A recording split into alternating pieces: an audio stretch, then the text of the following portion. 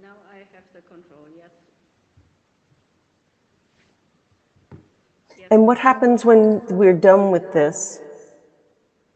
How do we pass? Do you pass control back, or does it always stay with us as well?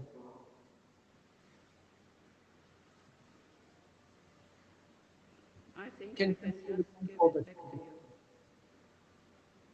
Say again, Pascal?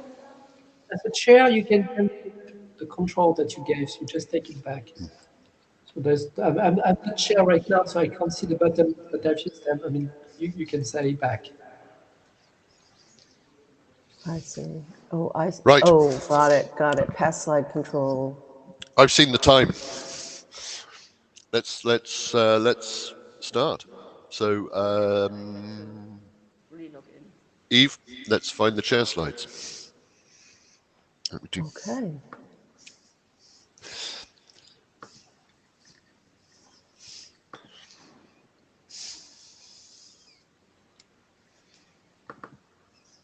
Nope.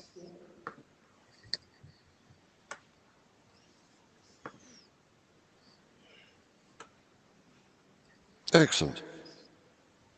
So good morning, everybody. It is morning local time. This is raw, reliable and available wireless. So we are doing a full hybrid experiment here by having the chairs both remote and Corinna and Carlos standing in, being our in-room delegates. So thank you very much to both of them for trying it. I think we have more chairs and delegates than we have attendees in person, but c'est la vie. Hopefully this will change over time. So Eve, can I have the next slide, please, or can I just take control? I think you can just take control, but let me. I'll Pass the pass slide control to me. Yeah. There you go. Off to you. Thank you very much. So, IETF Note Well. I do hope you are familiar with the Note Well at the moment, having attended a few of these meetings before. If you are unfamiliar, this is your right. So important things: contributions covered by patents and patent applications, participation you are agreeing to be recorded. There's also the personal information handling by the IETF and your agreement to behave respectfully in association with others. So please read this information in depth at your leisure if you are unfamiliar with it. Otherwise, please be aware that this meeting, like any other working group meeting, operates under the IETF Note Well. And here are the exact BCPs which cover the fine details. So there's a record here. So IETF 113, this is a hybrid meeting, which is exciting. I can see a lot of people are participating remotely, but if you are on site, and I do have a view of who's in the room, there is an on-site tool so that we can integrate the meeting queue with the remote queue. And we'll see how well that goes. I mean, MeetEcho, I think, has turned into a really elegant tool over the last couple of years, so I'm confident that this will work well. Key things is in-session participants, please keep your audio and video off if not using the on-site version. Not 100% sure what that means, but that I assume is to reduce echo from the room. As you can tell, we're in quite a large echoey room in Vienna, but it's not destroying the audio too much for me. I apologize if anyone else is having terrible feedback. Right, administrivia. So, yep, this is obviously on MeetEcho. I'm assuming everyone is on MeetEcho, although I suppose you could be connecting via Jabber, but there is the URL for the MeetEcho. Automatic blue sheets, so the days of pen and paper have passed. Or are there blue sheets in the room, Carlos and Corinna? No. So, we seem to have lost CodeMD, but we now have HedgeDoc built into the MeetEcho UI. So we would like to do collaborative notes. If there is someone who is willing to act as an interactive note taker, that would be great. But please, everybody join in to make sure, any spellings of names are correct, because there are a combination of different languages and different names. So please make sure that whoever is taking notes has got your name right. That's very handy. And also double check that the point you were trying to make was captured correctly. So anything you can do in that way would be great. So the mailing list, as usual, is raw@ietf.org. You should please subscribe to that if you're interested in the proceedings of RAW. And the meeting materials for this session, so that is the slides and the agenda and so on, are all at the URL at the bottom. Right, I'll hand over to Eve at this point because I seem to have spoken for 5 minutes off the cuff. Oh, well, I was going to say that due to the hour where I live, it is about 2 a.m. I'm likely to be quite silent during the meeting and I will be taking notes. So please join me. I see that there are a few others on here, so thank you very much. Our agenda is quite full today. We are going to hear from Nils on the status of the LDAX draft, which is wending its way through review. We also just had the use cases draft submitted, and Carlos will give us an update after it reached working group last call and was also submitted to for formal review. Pascal will give us an update on the architecture draft, which after the last IETF was separated from the framework draft.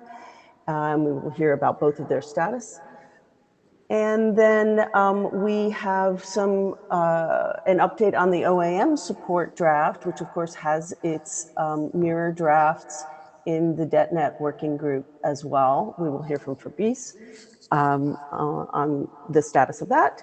And Carlos will come back to us to speak about a new draft that he has submitted for consideration on multi-domain extensions. We do have a bit of additional time, so we don't have to stay entirely within our limits because, of course, discussion is the main point of having these meetings. So we welcome your questions, comments, and inputs. All right. Thanks, Eve. In which case, if Niels is available, should we go straight on to LDAX, or does anyone wish to bash the agenda? Just very quickly checking the queue. No? Brilliant. Good flow. Niels, if you're available, or excellent. I believe we're going to do the magic of, if you do request to share slides, oh, we're trying to make this slide thing work. So pass slide control. So I'm talking to myself now while I try and click buttons, which is a little unprofessional. So Niels, you should have control of slides. All right. Which means you should be able to share preloaded slides. Let's or I check this can. out. New slide deck. Hold on, I can. There we go. Bonk. All right, then I cancel my request and you can share the slides. That works as well. And if I pass slide control, you should be able to change forwards and back. Perfect. Does that make sense? It does. It's getting there, this Meet Echo. It's pretty good these days. So anyway, thank you, Meet Echo. All right, good morning, everyone. I'll be relatively brief today, but I want to talk a little bit about the changes that we did from the last version 09 to the version 10 now. Thanks to John Scudder, we really received some great feedback that we incorporated in the draft, and I think the draft is just in the process of being uploaded, the version 10. So let me just walk you over the changes. Here's the note well. And here are the changes. So from the version 09 to the version 10, the outline basically remained the same. We did some changes in chapter 3 with the motivation use cases. Then we adapted some lines in the requirements section. And I think the biggest change happened in the reference section, since we moved a lot from the normative, or basically everything from the normative to informative references. Since with a little back and forth with John, we received the feedback that the draft in itself is completely understandable without relying on any external references, and the rest is just additional information for the reader to really grasp the depth of the work here. Additionally, in the appendix, we had some changes made to enable the reader to understand the requirements imposed by aeronautical referential documents. And I think with that, I walked over all the changes, and now we go in the depth of each of them. So in the motivation use cases, we weren't clear enough about the current security concept that is in place. So if we look at aeronautical communications today, and we're talking about terrestrial-based long-range communications, there's just one system in place really that's currently rolled out. It's called the VDL Mode 2. That's the VHF Data Link Mode 2. And it was rolled out in the 90s about that. And there are really no cybersecurity measures on the link in itself. And so the entire security concept relies on phraseology, well-trained personnel, pilot and air traffic controller really knowing each other, but there's no security measures as we would define it here. And as such, we had to clarify that, and that is one of the big differences between the current version of aeronautical communications and the one we're proposing here with LDAX. The second one is about the separation of safety-based communications and entertainment or in-flight entertainment-based communications. This can so there's a scenario that can happen. For instance, the flight crew or the pilots, they have a limited data link available, meaning they have around 10 kilobits in up and downstream, while a passenger can watch Netflix in the plane, basically. But those are different domains, right? So one domain is for communicating safety critical stuff. So basically high reliability and availability are key. So the links are designed with more robustness in mind.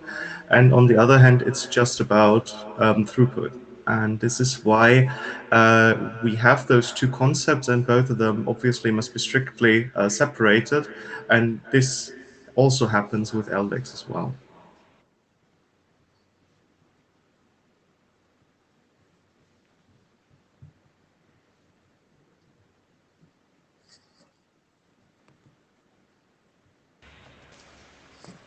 Welcome back. Thank you. Have we lost the slides? I don't know what happened there at all. Let me... Oh. There we go. Thank you. I don't know what happened there at all. Happens. All right. So that covers Chapter 3. In Chapter 6, with the requirements, we made clear again that there's a huge change currently happening with aeronautical communication. So until now, most of the stuff was communicated via voice, and there's a protocol from the 70s called ACARS. Then in the 90s, there was the AT and OSI. And since the 2010, the entire idea is to run traffic, so aeronautical telecommunications network traffic via an IP-based network. And that's also why we're here with the IETF. And the envisioned network, so it's not installed yet in place except for some experimental airports, is that you have an IPv6 based network for aeronautical communications. But you want to have, again, separation of consensus. So you want to have the aeronautical IP internet, so basically for routing the ATN traffic.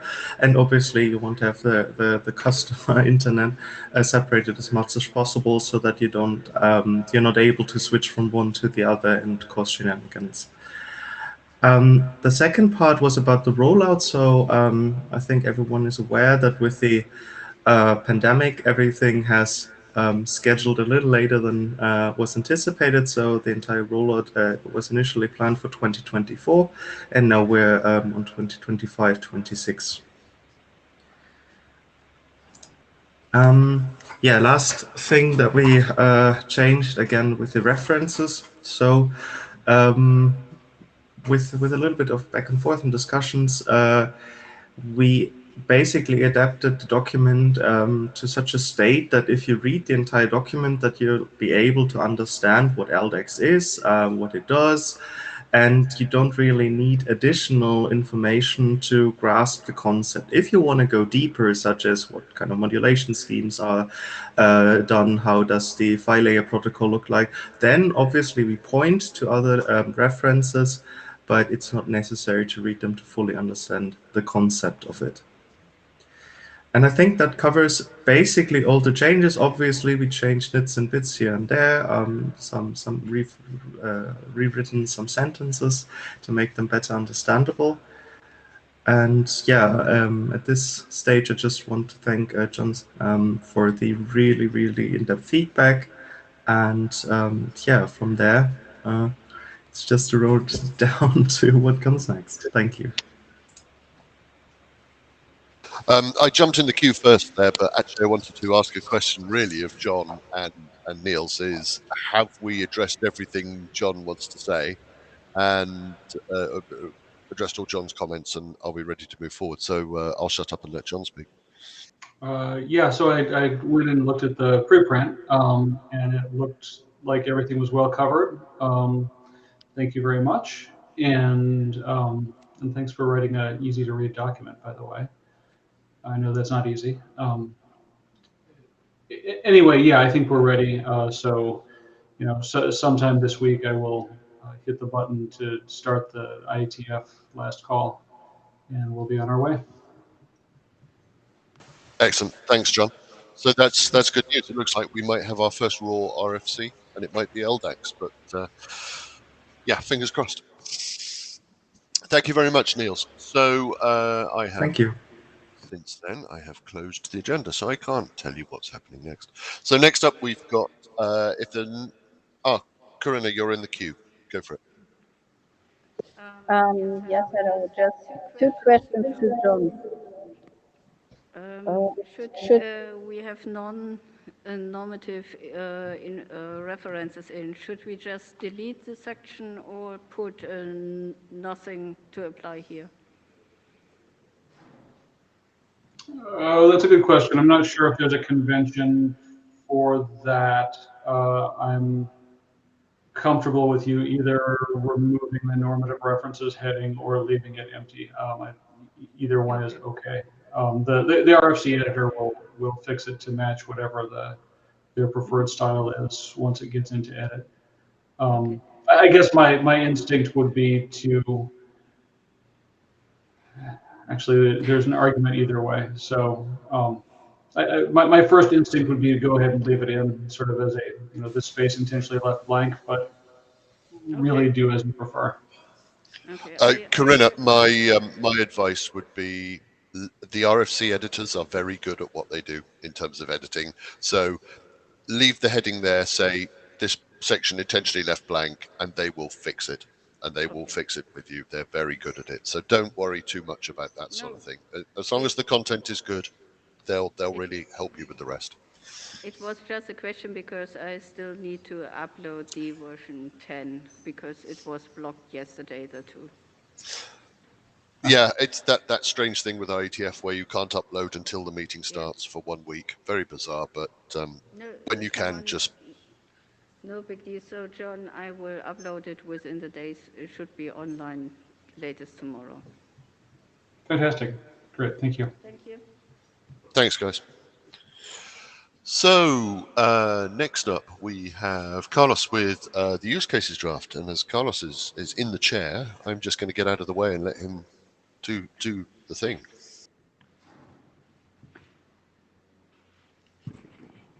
I was trying to use the tool to share, but anyway, I will go to the old way. Sorry about that. I was trying to use the new feature, but maybe it's easier if I do like this. Okay, 1 second, and I'll be there.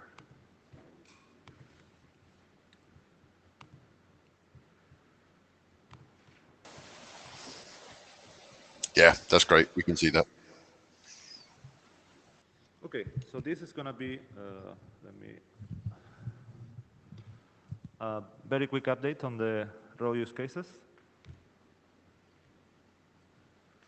So this is the outline just for those that may not be familiar with the draft. There are several use cases described: aeronautical communications, amusement parks, wireless for industrial applications, pro audio and video, wireless gaming, UAV and B2B platooning and control, edge robotics control, and emergencies. And for each of the drafts, we have different sections analyzing the motivation for why we need the use case, the need for wireless for that particular use case, and kind of the requirements for RAW. This is basically the structure per use case: description, specific challenges, need for wireless, and requirements. And in the last IETF iteration, we also added a subsection for the non-latency critical considerations, because RAW is not only about latency, it may be about latency, of course, but it may be also about resiliency in some scenarios where the latency is not that critical. So we believed, based on some comments from Pascal, that was a important thing to cover in the draft, and we basically adapted the structure to highlight that point as well. Then, since last IETF cycle, we got some very nice and good reviews from Pascal and from Corina. We think, authors, that we address all the comments from the reviews in the current iteration. So again, big thanks for the reviewers to take the time to provide the comments and to check everything from things to clarify, reference to add, and also needs and typos that we had to fix. So by doing that, we also did some editorial fixes and improvements along the way. And in terms of next steps, well, now it was publication requested, so it's at the ASG, and we are basically waiting for comments at that stage, and then we will try our best to address the comments. So not really much to add at this point. Any questions, comments? I was just going to add a thank you for getting the document to the state it's in at the moment, and thank you to the reviewers. I think obviously John is in the depth of reviewing LDACs at the moment, and so this is next in his queue when he has the cycles. So thank you very much. Thanks. Anyone else with comment?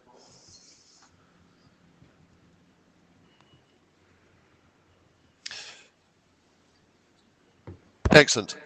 So next up we have Pascal, who is speaking about the architecture and the framework documents and the split between the two, and so he's got quite a big time slot for this. Basically, Pascal knows what you're doing, so take the time to split it up as you like. Go ahead. Okay, I hope you can hear me. I'm sharing the architecture slides, and if it doesn't consume more space, I can send the video out, I guess. There we go. Hello, guys. Yes, so this is about the raw architecture document, which was split between architecture and framework, as we said. So I won't go back to this slide, which is basically summarizing what we expect to do in very short. It's a matter of balancing the use of energy and spectrum.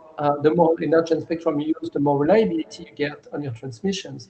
But on the other hand, you have constrained energy and constrained bandwidth in the wireless spectrum. So you cannot push too far on either energy or bandwidth. So we have to find engineered methods to optimize effectively the balance between how much reliability and availability we get, and how much energy and bandwidth and spectrum basically we spend getting that reliability. So that's a generic concept for context for RAW. Now, the initial document had two main pieces, which we kind of split into architecture and framework. One is forward-looking. It's basically giving the broad building blocks, and that includes terminology, because if you don't have a crisp terminology, you cannot go anywhere, because we don't even understand each other. So we need to have a very crisp terminology on which we can build. And we also need to say, hey, here are the objects we are manipulating, and here is what we're trying to achieve. But without giving, we are using that draft or we are using that protocol, because we don't even know yet. So clearly we position ourselves as spin-off, or maybe hopefully one day a spin-in of DetNet, focusing on wireless and reliability.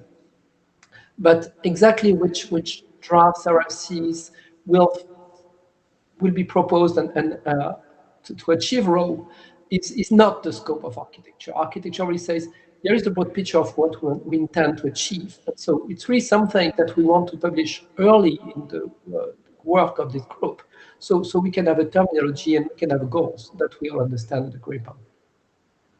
The framework, on the other hand, is to be our journal, if you like. I mean, following our progress, the more we focus on, there is the technology that we're going to use, this draft, these RFCs, those will be how we effectively build our solution.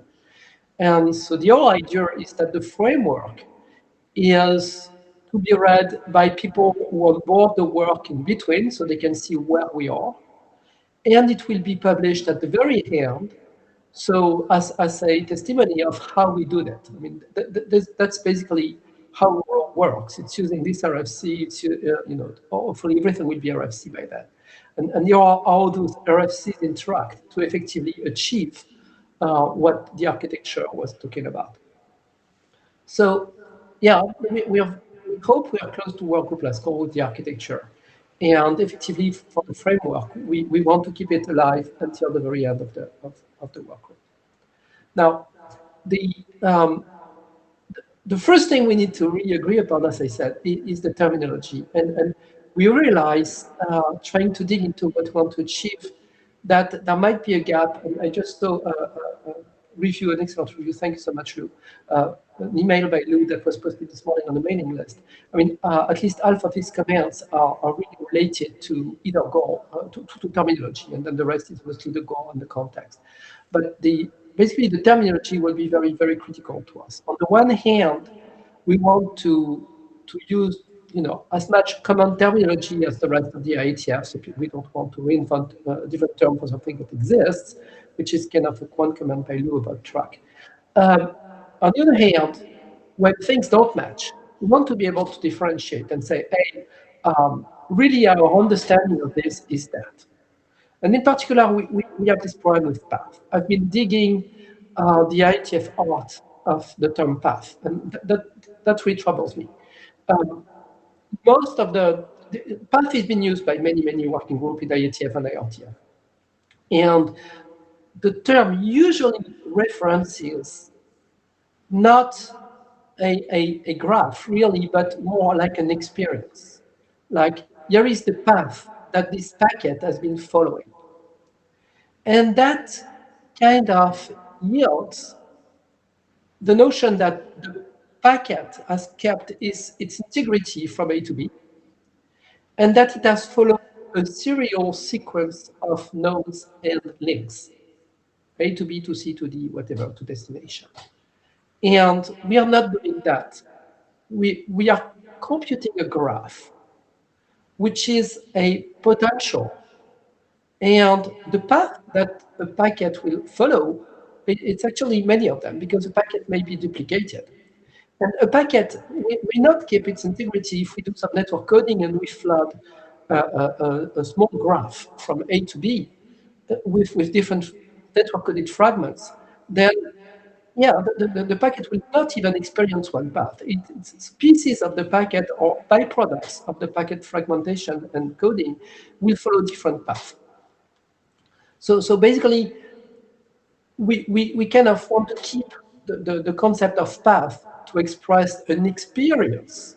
There is everything that was used in the process of getting that information from A to B. And we call that a complex path, because now it's not as simple as a serial thing, and it's not even the experience of a unique packet, because it might have been broken in pieces. So we call that experience a complex path by analogy to a path. But then we still need a term to express the potential of a packet, because what we are doing really is we are building this graph from A to B, and then we are using a subset of it. So the big graph that exists and may or may not be used fully or partially is not an experience, it's a potential.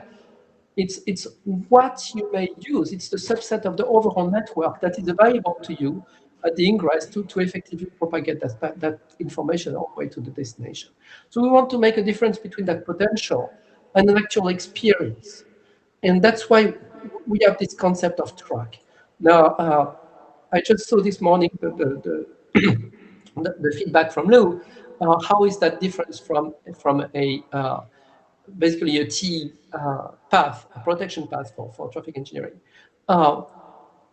We need more discussion with Lou and see, how the terms overlap, and if track is completely within the concept of T path and protection path. And honestly, I don't know. I've not dug into that, and Lou's contribution on that term and etc. I mean, that would be great. But for now, we have the definition that I've copied here. It's basically defined as a layer 3 abstraction, basically a graph. And that goes from a point A to a point B with DetNet edges, DetNet nodes at the edges, and serial path between the edges operating as segments that join the edges. So the vertices are serial path operating at, as I said, at the DetNet sublayer. Could be actually at the 4. Okay, I need to check that term, because for me the vertices are serial and they could effectively operate at the DetNet 4 link sublayer. So that might be a typo. But when you do any replication elimination at the edges, those will be relay nodes, so they will go all the way to service layer. Oh, effectively, that's what I'm, okay, I was confused with vertex and edge, but yes, so actually the text is correct. So the vertices, the places where you can effectively fork, they are operating at the DetNet service. And then the edges, the hops, it can be a multi-hop DetNet transit path. In that case, it's really serial. Between the edges, it's going to be a serial set of nodes. So I'm sorry, it's just my English confusion between vertex and edge. I can't get used to those terms. Okay, now once we've introduced what we mean by the concept of track, which is really that potential graph that based on layer 3 abstraction doesn't really care about the layer 2. We need to differentiate another thing, which is what is the piping, what the network layer operates on, how to get from A to B, etc., from what is being transported within this pipe. Initially, for instance, in the DET network, when we've looked at IPv6, we did not want to introduce too many headers and stuff. So we basically said, we identified a flow, which is an application layer construct with the 5 or 6 tuple, depending on v4, v6. That's basically source destination address, source destination port, application, and upper layer, and upper layer protocol. And if you're v6, you can have those bits as well. Anyway,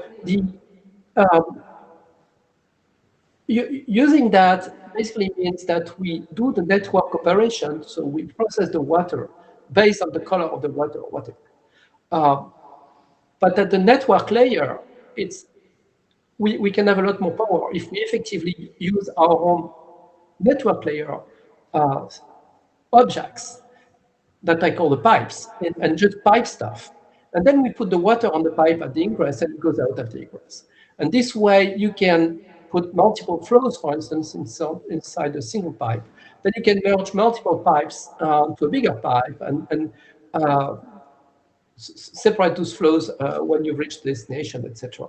So basically, there is this desire to separate the piping, which would be the track, from the applications and the network layer construct, from the upper layer signaling, which is reflected by the 5 tuple. So how we do it exactly is not really said, and that's going to be the framework. And that could be something which really happens at .NET. But it's a goal for us to be able to transport multiple flows in the same track and signal the flow treatment at the network layer as the track, as opposed to the flows themselves, and keep the flow, the application object separate from the network object. So separating signaling, we would work on flows. Oh, Rick, I see you have your hands raised. Sorry, I didn't mean to interrupt too much, Pascal, but this is where crossover into .NET applies. Now, so far, I don't see that you've defined anything that's particularly different from the definitions in .NET, which does raise that, and I'm sort of hoping Lou is going to jump in and correct me. Sorry, I'm going to cough. Sorry. So I'm a little wary about defining new terms that should be very similar to terms that already exist in .NET. I understand we're going to build into Pareo functions, etc. But how or why is this different? This may be my lack of understanding. That will be the discussion on the mailing list on Lou's email, right? Yeah. How much track, and I see that Lou is joining, but it was just this morning, so we could not have a thread on it. But basically, we will have this track versus T protection path discussion, and see if we can converge track into T protection, or if we want to be more specific into exactly what we want to support, and then we'll give the voice to Lou. Please, Lou. Lou? Sorry, I guess I need more coffee. Rick, I think you're right on. I agree with the comment is that there's a lot here that's similar, and there's just some new terminology that if we can align, we'll be in good shape. So largely what Pascal said. I think another question is, are we really limited just to IPv6? Yeah. And, so yeah, that point for later, but yes. I mean, I was going to wait until the end to talk, but Rick brought it up, so he asked for me to comment, so I commented. I'll wait to the end. Thanks. Yeah, I have popped up your email actually, Lou, and I wish at the end of this presentation to go through it. You have 4 items that I would like to make sure that they're all discussed. But yes, and the answer is certainly not. I mean, personally, I have no idea that it's I understand it's a mistake. I can wait to the end. It's only because Rick asked. Okay. So let's move on. Yeah. So basically the architecture focuses on one item. That joins to another point of view, what is RAW, basically. Right now, this architecture focuses on just this OODA loop. Is that all that reliable and available could mean? Certainly not. So if we want to make the term RAW generic enough to really mean reliable and available wireless, probably we need to say that this architecture focuses on one aspect of making wireless reliable and available. And that aspect, this particular architecture, is really focusing on the OODA loop. And then probably to answer that other point of Lou's review, what we are doing right now is probably not, the overarching architecture of everything that could be, that could make wireless reliable and available. But really, this OODA loop and the PSC that we are building to complete the loop. So maybe we need to reword or something. When we say the RAW architecture, we should basically say this architecture or something, because it's not everything that you could do for reliable wireless. It's very specifically handling this OODA loop. So the term OODA, I mean, I've put a link here. It's 40 or 50 years old. It probably started in the military, if I dug the history of it. And it's really this loop of observing a fact, and that's really where the OEM comes in. Orienting is more like applying intelligence and what you learned from the past, for instance, to say, oh, based on that observation, there is the sort of thing I should be doing. And in our case, probably if we have a PC, and that's another question by Lou, if we have a PC computing the track, then the PC could also come with some recommendation on how to use it. That would be what orientation would mean for us, having some intelligence of how to use a subset of the track for a particular packet because of the particular condition of this time. Then the decision is our PSC engine, basically making a decision based on the observation and the orientation. You compile those two, you match them, and you say, oh, here is what I should be doing. And then the action is the actual signaling, how you copy the packets on multiple paths and how you signal that. So that's pretty much the focus of this document, which is called raw architecture, like I said, but we need to figure out inside the document when you say the raw architecture, what we need to do exactly. And that's Lou's point.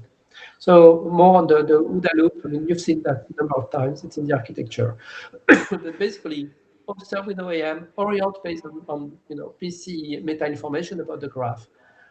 Decide, and that would be the PSC decision, and act, and that's how we use the PAREO, which extend the pre-off DetNet features. So RAW versus DetNet, we have interesting use cases where actually some pieces of the path are not necessarily deterministic in terms of fully bounded latency. For instance, when you look at the access network and we focus on the first half, which can be wireless, 5G, Wi-Fi, some things, and multiple technologies, we don't have control on the rest of the way, and it might be very, very different.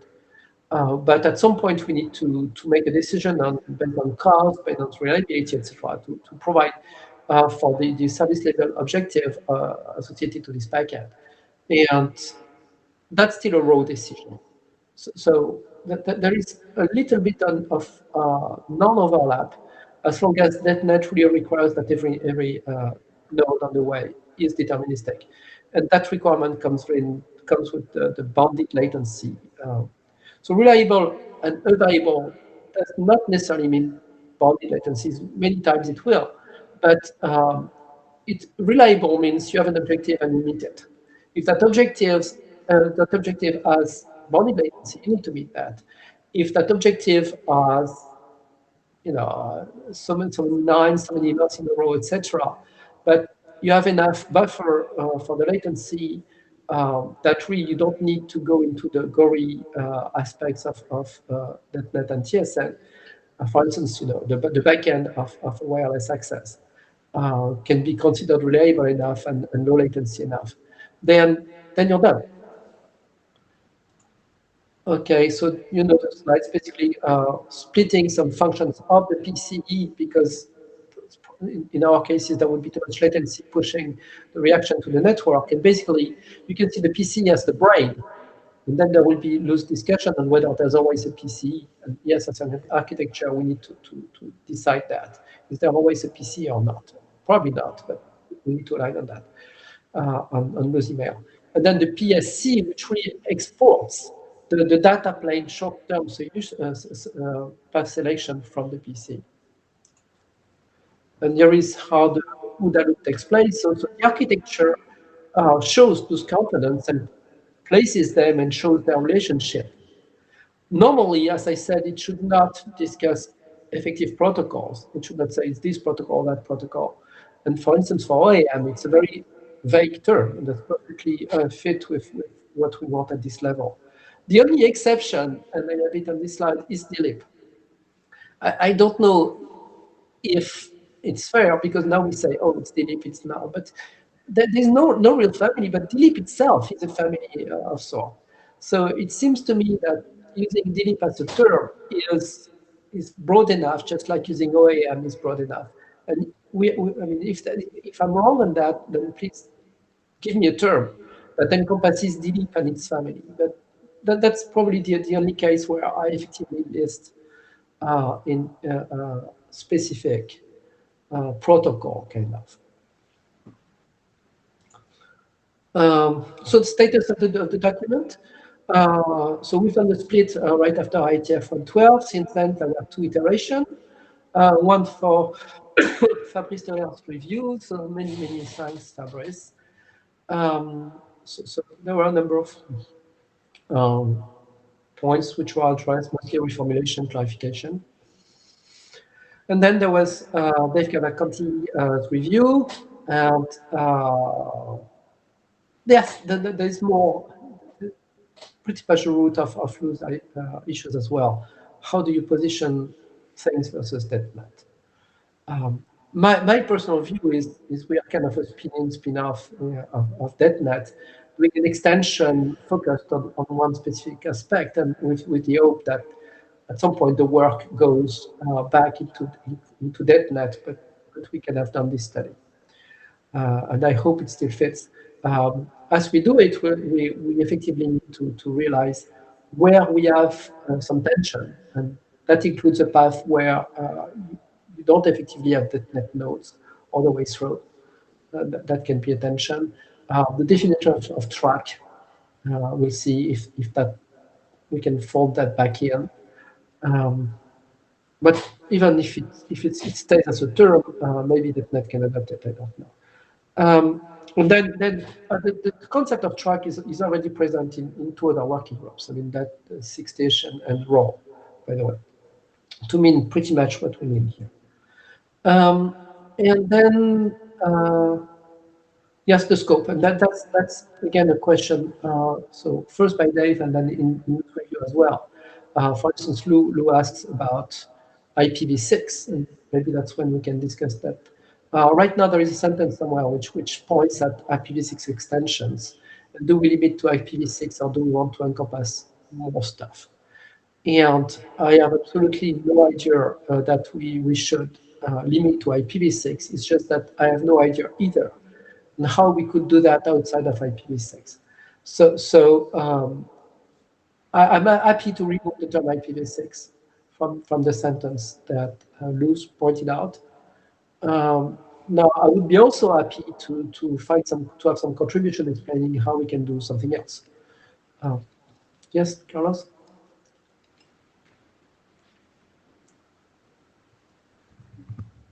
So Pascal, one question. Where do you see potential control plane extensions for the PC, the PSE doing all this learning and taking decisions? Do you foresee any control plane extensions need to be done in the future, either in DetNet or RAW, or how do you see that part? Just to provide some background on why I'm making that question, I'm working on some potential research projects that are looking into how to enable AI-based decisions in a RAW network, in a multi-technology RAW network, and we are trying to see where the control plane hooks to enable that application of AI based on monitoring and IAM will fit in the network. Okay, so I see that Rick has joined the queue. I will give you my answer, and maybe Rick wants to add stuff. So the way it's described right now, the intelligence, the learning, the time series, and everything would reside in a central controller. And then we have Lou's question: is it always a central controller? But the way it's written right now, and happy to modify that, but it says there is a central controller that does learning based on statistical information like long-term information, etc. So you can learn your time series. So it's all statistics, and AI is really statistics. So that's why it fits. Now, this experience can be translated in new control plane element, as you're saying, whereby the PCE will feed the PSE. So the PSE, when it sees a real-time event, like this link is flapping, can make instantly a decision based on all the experience that was digested by the PCE. So the PCE would basically say, in that case, you do that, in that case, you do that, and transform the experience in something which is immediately actuable immediately actuated by the PSE. That's why what we mean by orient. So the whole O in RAW, in the RAW architecture, is effectively doing this learning that you talk about and feeding that learning into the D, which is the decision by the PSE. So yes, you will need signaling there between PCE and PSE. in the control plane. Now, the second question is, do you have the PSC at the ingress only, or do you distribute it in the different edges? No, not edges. Basically the service sublayer nodes in the graph, the track. And if you distribute it, then you need some signaling. It will be a data plane signaling, but really for control, whereby the intent of the ingress will be propagated to the DetNet relay so they can make appropriate action based on what the ingress intends to do. And with this, we have Rick on the line, unless you want to. Doesn't seem to fit exactly your question. Keep going, Carlos. No, that from my side, that was good, Pascal. Thanks. My follow-on comment, I think I sort of agree with Carlos on this. And yes, I know I have been promising you a review on this architecture document, and I need to get it done. It's the logical architecture, I think, is good in terms of the explicit separation between the PCE element and the PSE element. And Lou and I are having a small discussion about whether an exact PCE implementation is required or not. And my argument would be, as a logical separation of responsibility, it's a very good model. But I think that needs to be extended down so there is an understanding of the PSE communicates with some OAM or link state awareness protocol. DLEP is an example of that. And understanding that there is that southbound communication with the underlying layer 2, and there is it's northbound out of the layer 2 into the PSE, and there may well be some southbound communication from the PSE back into the layer 2 to say, I have understood how and this is where the track concept needs to be properly defined. I understand the observed flows, the tracks of the data. I understand the communication, that the policy that is being set by the PCE, and therefore I need you, layer 2. I'm operating as the PSE at the moment. That diagram here, to make this change in order to achieve the policy that is being determined. And I think the content is all there. I think it just needs a little bit of clarification in the document. And I think we have to use the new SVG content, because these diagrams are getting so complicated. My comment is clarity. I think we have all the information there, but and I think that might answer some of Carlos's questions, is if we can say, in the architecture, this is covered in section 3, talking about that north-south interface between this PSE stack section. Yeah, so basically we probably can improve the PC to PSC relationship with the orient and the capture of data, and maybe the OAM flow flies directly from the nodes to the PC, or it's aggregated by the ingress. I don't know. I mean, we need to keep. Yeah, I would recommend, and I don't want to get too far into this because I should just do this as a proper review, but I think we could separate the logical concepts of a PSE talks to the layer below, and there's a bidirectional communication there. Separate that from, and here is some of the actual mechanics for doing that, e.g. DLEP, OAM, passive, active, blah, blah, blah, and sort of separating the detail from the big concept, because I think in an architecture, having that big concept is really good. Nothing to stop us drilling into more detail. But if we separate that, then I think it would be more obvious to people like Carlos to say, oh, okay, so if I'm doing AI-guided prediction, then I can influence, my outputs from my model is to influence this part of the architecture. And it gives a bit of clarity. Yeah, okay. I need a proper review. It's on. Yeah, or if you can spell that in be more specific on how we can. Okay. Of course. Yeah. Sorry. I see Lou on the queue as well. And Carlos, you're still there. Do you want to speak, or can you remove yourself from the queue? And Lou, sorry. Sorry. No more questions. Sorry. Yeah, so the PSC seems to combine two separate functions. One is the sort of determination of which tracks are available. And then the other is the selection on a per packet basis of which track is used, and that may be one or more. And those are concepts that exist already in sort of more general traffic engineering, where instead of track, if we call it a protection segment or protection path, depending on the extent of it, that happens at one time scale, and then the selection of which protection function is being used, whether you're doing one for one, one for n, or 1 plus 1, or 1 plus n even, that is that's a different time scale, and happens at a different place, really in the architecture. And I think if we start shifting over to those sort of older terms, we can leverage those concepts and that separation, and that'll really help clarify the distinction of what you're thinking of belongs in a PCE, what belongs in the track identification part, and which belongs in the track selection part. And again, those sort of would be a loose path, the protection segments, and then the actual protection switch function.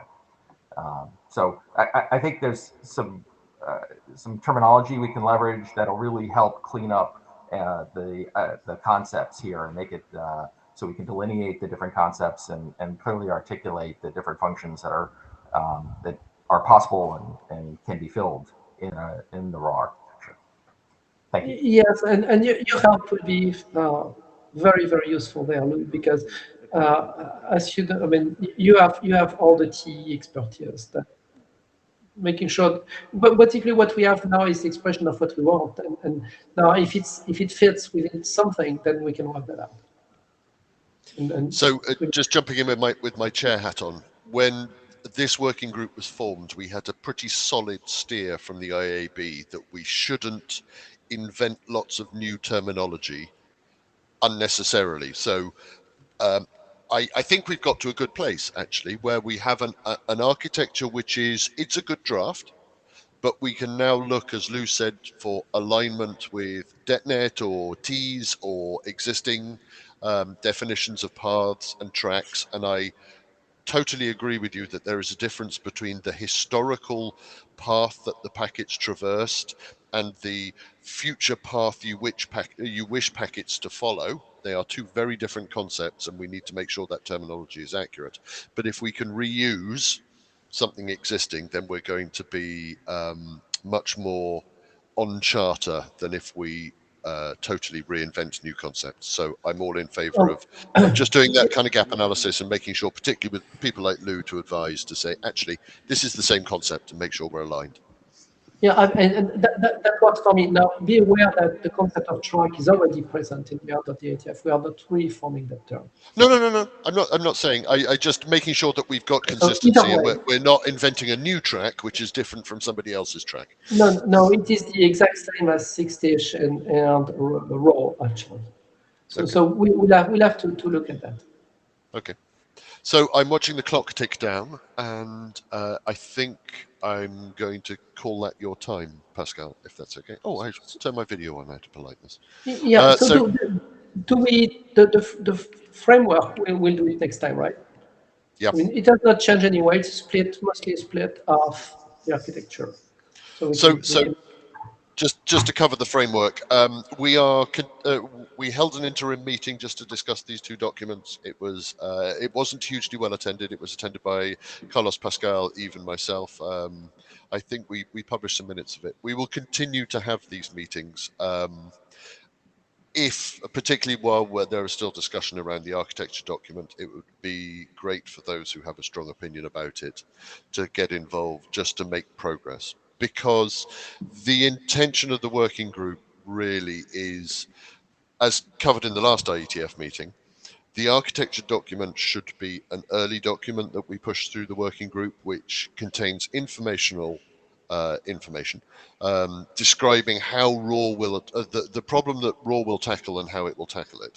Whereas the framework is very much a living document, which we don't intend to publish until pretty much the end of this charter cycle of the working group. So we can almost use it as a peer-reviewed notepad of how the architectural concepts are being implemented and how we're tying all these things together, without forcing us to get it absolutely firm until this charter cycle of the working group is complete, which should be reasonably prompt, because the IAB do not like working groups running and running and running without a regular recharter. Lou, you're in the queue. Go ahead. Yeah, you mentioned that there was an interim on this document. I didn't see an interim announced. It wasn't an interim on this document. It was well, no, it wasn't. It was an interim meeting. It was held over IETF WebEx. We announced it. I'm trying to look. But it wasn't announced as an IETF interim meeting, a formal interim. No, meeting. it was not announced as an interim meeting per se. It was announced as the beginning of a series of regular meetings to discuss architecture and framework. And I think the error was probably mine, that I didn't give the subject line quite a crisp enough name to identify it as such, and in the future we'll do that. Yeah, that's actually where I was going more than the past. Is the going forward is an interim a formal interim might be a really good idea, since there's some big questions here, and maybe use that to kick off these other meetings. I did miss that meeting unintentionally. Sorry about that. But I think an interim will force more people's attention, and maybe get some wider attendance, and then maybe move on to less formal meetings. So, Rick, while you may have misspoken there, I think it's a great idea. Yeah, I'm sorry. Again, the misspeaking was trying to work out the correct terminology between a formal virtual interim meeting and a get together published on the mailing list about a document. So yeah, I take your point about a formal interim. I think that's probably a really good idea. Go on, Pascal.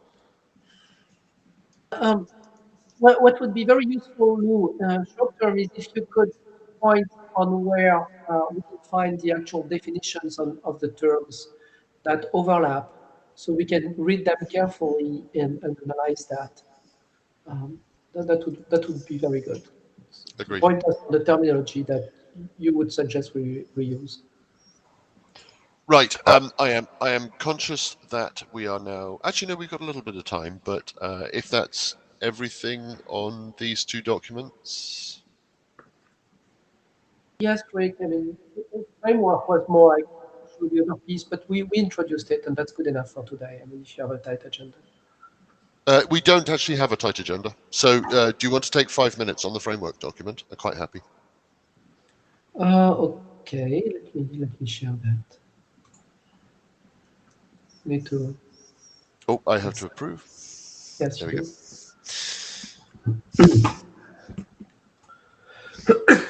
So, yeah, as we said, we split between the architecture, which are the building blocks of here's what we want to achieve, and the framework, which is the future post-mortem.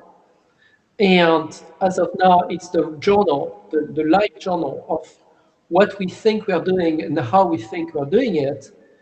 And the sort of thing that we want and we need is explaining which use case we're serving. And that's when, for instance, that was one of the questions by Dave, is do you serve the use case of the one-hop access network on just the first hop is wireless, and then the rest of the way could be through your 5G core, or could be through your enterprise network, and join back somewhere where the flows are the duplication are eliminated or something like that.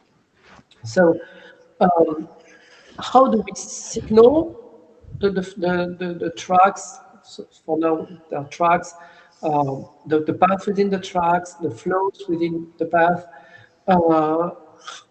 Are you using a source route by the ingress, which will basically tag the packets for their behavior? Or do we support a distributed PSC? And I guess the same will apply to the PEC, to the PCE, to answer those questions. I mean, how do we implement the PCE? Is it really a centralized box? Is it a distributed function in the network? How do we signal the orientation? That's the question by Carlos. So how does the orient piece operate. So all the protocols and the protocol elements which will be added to support all this, we need to basically point at them as we elaborate, and if we change our minds as we work on, then we need to update this document as well. So it really, the expectation is it's the live pointer on the things we use or we think we're going to use. And when we're done and we think we have a workable solution, then we basically close the shop. And this document publishes us, here is how it works. Next slide, please. Oh, it's me. Oops. Please. Yeah, so that's why it's again it's the Dave. I obeyed myself, as you can see. That's the and I could also share. This is just one use case. We have multiple use cases. We have mesh. We have but here, yes, this is especially there to illustrate the fact that we cover the wireless access, where only the only really monitored network is the first hop, the radio access network. It can be Wi-Fi, 5G, whatever. And the internet is best effort, hopefully good enough if it's your corporate or factory network. Hopefully it's good enough and no latency, but there's there can be .NET or there can be no .NET into it. So that's basically the same drawing as before, but now we'll be talking about how this gets implemented. So basically, which protocols go into all of those little triangles. Part of what we will have to document is how effectively we signal the flows, and that's basically the .NET architecture, so we don't have to do anything about that. So the flows we know, that framework, it's very clear. But how we signal the path on which we place that flow, how we extract, how we split that, the track into the actual experience of the packet or the packet fragments, which is what we call the subtracks. So it's tracks within tracks. That go end to end between a ingress and an egress. So how we signal all that in the packets, we will have to point on the documents which do that. So there is the roadmap that we decided long ago. So we have to select appropriate radios and effective use cases. And with the progress we've done, the ADAX document and the others are coming. And the use case that Carlos just presented, which is already pushed for IETF last call, we're in very good shape. So I can say we checked this thing. Now, next is to basically decide how we signal the tracks and how we do the adaptation, and then we have to talk about the IOAM. Now, depending on what the group wants to work on, we probably want to have, and that was Carlos' question again, we probably want to have a new item here, which is about the orient. For me, the orient was out of scope, mostly. I mean, it's the PCE to PSE control plane discussion and how really that piece of the loop happens is not part of the framework. Well, it has not been documented. It doesn't have its piece in the framework. But if the group wants to include that in the discussion, then yes, we need to have a framework section on the orient piece. So basically, which data, how it's being sent to the controller, and how the controller fits its orientation back into the PSE. So it's not sufficiently expressed in the framework as it stands. And then again, since we expect to use a lot of work which is being done elsewhere, we have this list forever. I see that TEAS is not probably enough mentioned, though it was at the very initial meetings. So probably we need to add TEAS in that list. Any question? I didn't speak about authorship, but pretty much it was the first slide. For now, it's Lou and I, and then it was just me when I did the split. Lou was expected to work on the architecture, so the authorship of this and of the architecture are subject to change, obviously. Go ahead. Yeah, I would say me as co-author is aspirational, not reflective of reality. But maybe future realities. What is it? Future paths? Yes, it was the intention, right? I mean, so to give you access to the documents and allow you to basically publish or what, you're listed. And Yeah, I then if appreciate you it, and decide, I think let's get the architecture straightened, and then we'll come back to the framework. Thank you. yeah, this one is to be published 2 years from now, or 3 or 4, I don't know. Okay, and that's pretty much it for me. Do we have questions? Thanks, Pascal. I don't think we have any questions. I have one point. I didn't bother to jump to the queue because we kind of jumped to the end. I think talking about the PSE. Oh my God, my dog is molting everywhere. The PSE PCE communication control plane. To me, that smacks of netconf. I mean, that seems such a standard network management control plane, given the speed of communication, etc. I quite happy to The leave that out of overall scope. umbrella could be that. Now, at some point, we need to point on the solution. So either we say it does not exist, you have to do it proprietary, which is pretty much what we have right now. You do your own proprietary YANG models and what, for representing the communication in both directions. Or we kind of decide that we want to provide some hints. And then, I mean, it's just not done right now. I see that as stretching the scope of the working group to worry about that communication. I think we can describe in the architecture the nature of that information. So that's the policy that is arriving, and we can talk in terms of track, etc. But how that information is carried, I don't think it's in scope for the working group at the moment to start developing proprietary customized protocols to carry that information. Yes, if somebody is excited in writing a YANG model that sketches out how that information is carried, then that obviously says, you can use netconf to discuss that YANG model. That could be, if we feel that we have to define that would be an obvious next step. But I don't think we should burn too many cycles on that at the moment. Yeah, that's pretty much where we are, so we're in sync. Yeah. Okay, so moving on. Next, we have Fabrice talking about OEM support. I will click the magic grant preloaded slides. Oh, thank you. Should be able to have that, and I will give you permission to control your slides.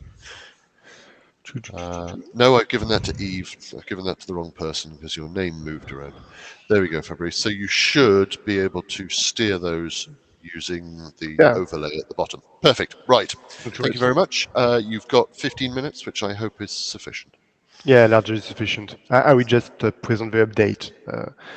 So here, just to have a reminder about the chronology of draft, initially we had everything together in the OAM draft, and it was split in something which is related to DataNet in general. So all the generic aspects of OAM has been moved.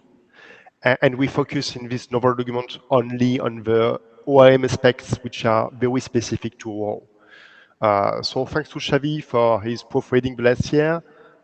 We have made a few modifications I will present now. So first of all, we introduced another section about the recommendation we are listing in this section. So typically we are listing the specific metrics that needs to be supported by the OAM nodes. So typically we focus up to now on the packet error ratio, on the end-to-end latency, and the maximum consecutive failures that must be exposed by all the nodes.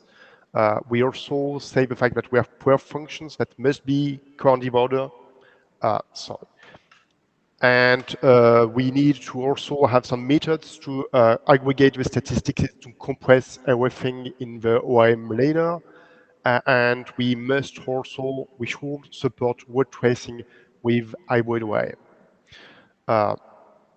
In this novel draft, we are specifying the piggybacking problem specifically. So piggybacking, that's inserting some additional information in an existing packet. So we typically had some additional control headers. In wireless, it may be also interesting to put the packets back to back in the same time slot, because in wireless networks, and particularly for scheduled networks, we have a cost for the medium access and the time slot is fixed. So we would waste the bandwidth. So the interest of this kind of scheduled networks is to put the ORM packets of the ORM information in the space of the time slot which is not used. So that's the image of having controlled information for free. So for free, it means only that we have some bandwidth which is wasted. However, we are keeping on having some large energy consumption because the transmitter and the receiver are obviously awake for a longer time. So yeah, we just reduce the cost of the medium access with this piggybacking technique. And just to be clear about that, we clearly classify the different OEMs, so active, passive, and hybrid. Active, we are sending some probes with test packets. With passive, we just use data packets information. And with hybrid OEM, we have a mix. So typically, we may use some counter values, or you may piggyback some information. And we would just like to insist on the fact that piggybacking and OEM techniques are probably orthogonal in the sense, for instance, that an active OEM packets that's a probe may be transmitted alone. So we should have in that case, we must have in that case dedicated resources, or we may enqueue the probe so that it can be piggybacked with another data point when we have enough space in the given time slot. So we are kind of stealing the resources that are used for the data flows.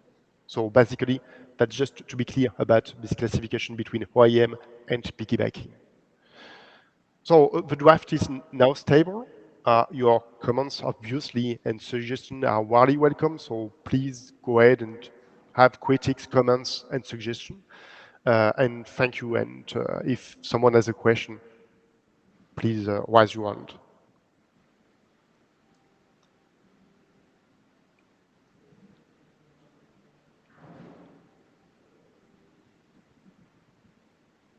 Any comments? Any questions? We've had to step away for a moment. Thank you very much for the update and also for the ongoing work on the draft. It's great to hear the specifics. Okay. Cool, thank you. To be continued on the mailing list. Okay, I think we are going to move now to the last presentation, which is the multi-domain extensions presentation. Carlos, back to you. Would you like me to grab the slides, or do you want to bring them up? Yeah, please share the slides and pass me the control, and then I will. Okay.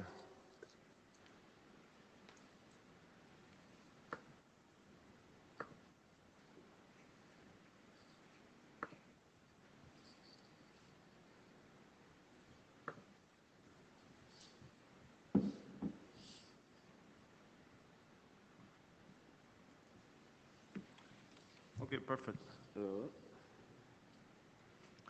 Thanks. So this is a new draft that is on multi-domain extensions, and the purpose of this document is, at this stage, is mainly to present a problem that is not currently under the scope of the working group as far as we understand, but to see whether this potential problem may be of interest, and then to identify gaps and things that we may need to consider for this problem to be addressed. So, as I mentioned, the current scope of the working group is, although I don't think explicitly mentioned, but my underlying assumption is focused on single domain, single administrative domain, although that may translate also to technological domains if we make like a one-to-one mapping technology to administrative domain, or even if we don't, there may be a scenario where multiple technological domains may involve this kind of multi-domain gaps. So there are scenarios that we believe, and we try to identify some in the draft, where we may need to have multi-domain RAW. For example, we may have hosts connected to different RAW domains that they need to communicate to each other, one host to another host traversing two different domains.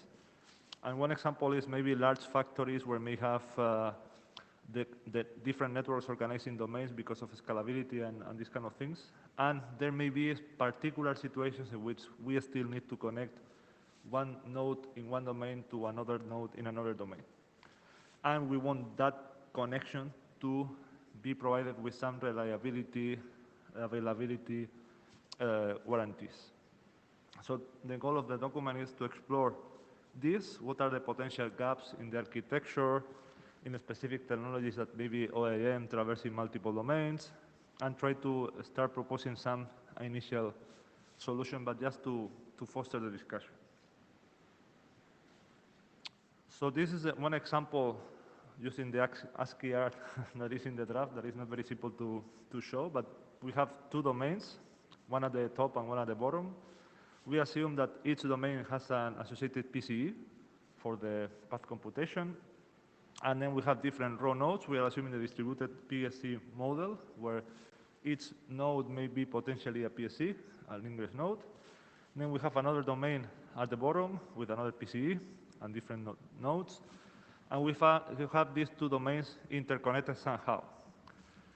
In the document, we don't go into how these domains are interconnected and how the different entities that, as we will see in the exemplary flow chart, are aware of those interconnections. There may be solutions, different solutions for doing that. So we start from the assumption we know, or some nodes in the network know, how these two domains are interconnected, but they are still operating separately, and we are trying to provide some solutions to enable host 1, for example, in row domain 1, to interconnect or to have a flow with host 2 in the second domain with some raw guarantees. So we have some discussion in the document. Again, this is just to foster the discussion in the working group and to see whether there is an interest. But the first idea that we thought it could be a way of enabling this is that we have the ingress node in the first domain where we get the request, we want to have a communication between host 1 and host 2. And the ingress, the PSC in that domain, will request to the PCE in that domain, I want to have this communication between this node and the nodes that are in the second, that are connecting to the ingress nodes in the second domain. Okay? And that the PCE1 will know there is a connection with the second domain and will request to the second PCE the paths from those nodes to the destination node in the second domain. The PCE2 will provide somehow, we don't go into the details, the tracks for that interconnection in the second domain, and also the link, some metrics about the link quality in those paths. And with that, the PCE1 will provide to the ingress PSC in the first domain about the tracks on each domain, the different PSCs involved in the other domain, in the second domain, and some kind of a split of SLA that needs to be guaranteed on each of the domains.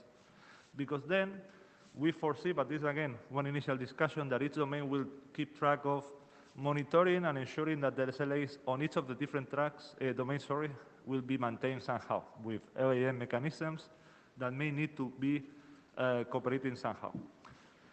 So in step number 5, the ingress PSC in the first domain will communicate with the PSCs in the ingress PSCs in the other domain to basically communicate the tracks that are involved and to enable those PSCs to have some to start doing these domain-specific OAM mechanisms at each of the domains. And at this point, each of the involved PSCs will be able to compute the paths or at the PSC runtime, and the OAM mechanisms will be in place. So as you can see, this is a kind of high-level initial discussion point, but just to trigger to foster some potential discussion on whether this is something that is of interest for the working group or not. So the point is not that much into the solution, but more into the problem and the potential gaps that we may need to address. So just as the final slides, is there any interest in this problem in the working group? Now it's not in the charter, but maybe in the future. There may be many gaps that we need to identify and address, for example, related to the AIM. There may be new protocol work needed in case RAW recharters to do new protocol at some point in time, of course. If not, that will not be the case. And of course, there are some potential relations with DetNet, because at the end of the day, DetNet may be also interested in looking into multi-domain issues. And that's it from my side. Just wanted to collect some feedback either now or maybe even better on the mailing list where we can have a sustained discussion. So questions, comments? Hi, Carlos. It's Rick. I'll turn my video on. I thank you very much for this work. This is I think is really important. So I really have a question and a statement. So Lou has put a link in the chat to a generic multi-domain problem statement, which is coming from the T's working group. Yes, it is. So I recommend people to have a look at that for reference. The other question is the architecture as presented by Pascal just earlier, as it is written, has a single PCE communicating with one or more PSEs. Does the working group think we ought to include the multi-domain use case within the architecture, or leave the architecture as single domain and take on this work as a sort of addendum to that architecture? This is a very open question. May I comment just briefly? Whenever we have talked about RAW and whenever we have made reference to the DetNet agenda and charter, there is the specific wording in the charter about coordinated domains. And although it hasn't been a topic of discussion, it is described that way in the DetNet charter. So, and maybe that's a good segue over to Lou. I was just going to say that the architecture, I think, already allows for it. Where, in particular, the text that talks about going over non-RAW aware, which I would translate to non-DetNet aware domains, it basically turns you into a multi-domain problem. So I think we're all in agreement that it is, although it hasn't been. I wasn't stating an opinion on whether it's a good thing or a bad thing. I was just saying that it's already in there. It's being alluded to. Okay. Yes, yes. If not focused on it, the problem description already references it both directly and indirectly. Right, it's allowed for. So I suppose my question with chair hat on is Carlos, are you requesting working group adoption for this, or do you want to get some review comments and burn a few cycles on it first, and then what's your feeling? At this point, I wanted to have some feedback, not really thinking of adoption or anything. That may come later if there is interest. So that was my own purpose, was to foster discussion on this point. And of course, if there is interest, yes, at this point in time, and we of course are open to get more people joining the draft. The more the better. I mean, the more people interested, the better. So yeah, no question at this point. I think it's the first time we discuss this, so I think it's best to have more discussion before. Okay, thank you. Thanks. Eve, you still have your. Oh no, you don't. You're just in the chair section. So, are there any more questions on this topic? No. Okay. So we actually have half an hour of the session left. So really, this is an open mic opportunity. If anyone wishes to raise anything that they think might be of interest to the group in general, stand up and tell us that we are going in completely the wrong direction and we ought to be looking at whatever some other working group is currently working on in classic IETF style, or if there's something we have missed in what we've presented or documented so far, or stand up and promote something exciting that's happening in another working group that we ought to be aware of. This would be a really good moment. While people consider that, one thing I will add, so I think this came out in one of the earlier presentations, I think from Pascal, talking about radio-specific properties to be discussed as part of the link awareness or the OAM feedback between the link layer and the PSE component, I know there are at least one extension to DLEP being proposed in the MANE working group, which I believe is meeting in the next session this morning, to do with specific things such as channel assignment, frequency bandwidth, some really very radio link layer specific properties that could be announced via a DLEP protocol session. If anyone is interested in further direction that DLEP is going in, that's in MANE. Otherwise, anyone else?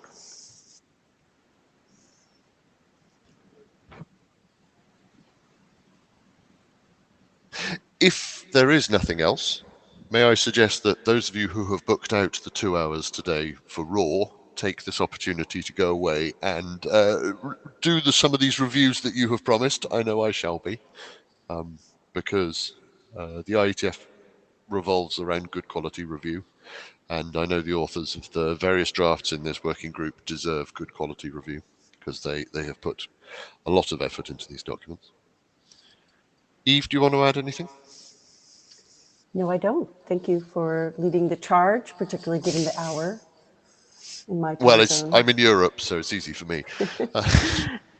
And I also want to thank both Karina and Carlos for their very much appreciated help. It was great. Yes. And for those of you in the room, hello, the who room. we outnumber. I am very jealous of those of you sat in the room. I wish I had been able to meet you in person this time round. As a rough intention from the chairs, we intend to be in person at the IETF114, which would be very nice to meet you all again and speak to you again after 2.5 years of isolation. But we've never met in person, by the way. No, even I have never met in person. We have chaired this working group for 2.5 years without meeting in person. So that's an all credit to the internet, but it would actually be quite nice to meet. On that note, if there is nothing else, I think we should probably close this meeting early. Any objection? There we go. We are giving everybody half an hour to go away and quietly read some RAW documents and add comment to the mailing list. No objection from our AD, which is always good. So in which case, thank you all very much. Extra thank you from me as well to Corinna and Carlos for being our chair delegates in the room. Luckily, we didn't have a mad rush to the mic and everyone behaved, and Meet Echo did us proud. So thank you very much. I'm going to call this a stop and speak to you all on the list and in person, and we will if we arrange a virtual interim, we will publicize it in advance and properly on the mailing list. So please keep an eye open for that, for a bit more of a deep dive into architecture and possibly a little bit of multi-domain, maybe. I don't know. Right, and even if we don't schedule an interim, we'll do a better job this next time of creating a subject line that announces a regularly held series of meetings to discuss those documents. Yeah, indeed. Okay, thanks all. In which case, I think we should probably close the meeting. I'm going to work out how to do this. I don't know how to do this. It's the very rightmost icon in Meet Echo at the top. It looks like a gas station, an old gas station. You press the button. You do it. Okay, bye-bye all. Oh no, that just leaves the room. I'm not sure. We may have to let it just play out. We had to escape for getting to basket. Thank you all. Thanks, Pascal. That just leaves the room. Thanks to all the presenters. Yeah, thank you very much, everybody. And authors. We may just have to leave this room open with nobody in it. Meet Echo, we have no idea how to close the meeting. It's automatically closed when the session determines. Well, there we go. It was also in the beginning, starting 15 minutes early. Okay, perfect. Thank you, Corinna. In which case, I'm going to leave you to it and make myself a cup of coffee. Thank you very much, everybody.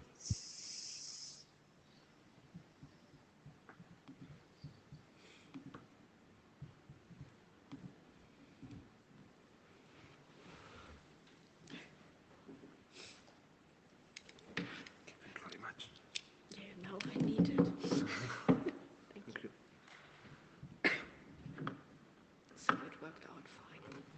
Yeah.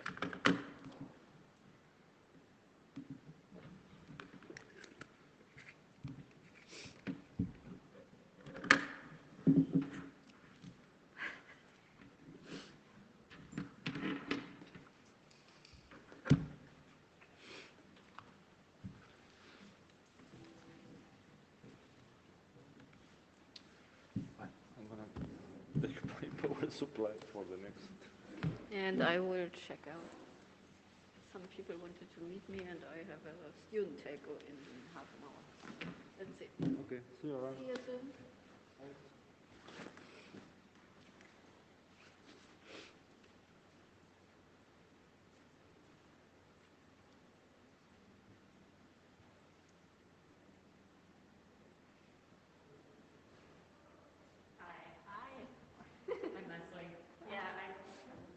What is the easiest way to say how to see me? Yeah. So you just contacted me because of SBA research? Yeah, well, we started realizing a lot. Maybe you didn't people we've been working with at SBA who are here, but not using it play. Yeah, so I have an agreement with SBA Research since 2.5 years to be one of the key researchers here. Right. Because I'm involved in the big security project Concordia, where they are partners. And then they just asked me with my expertise of IoT security and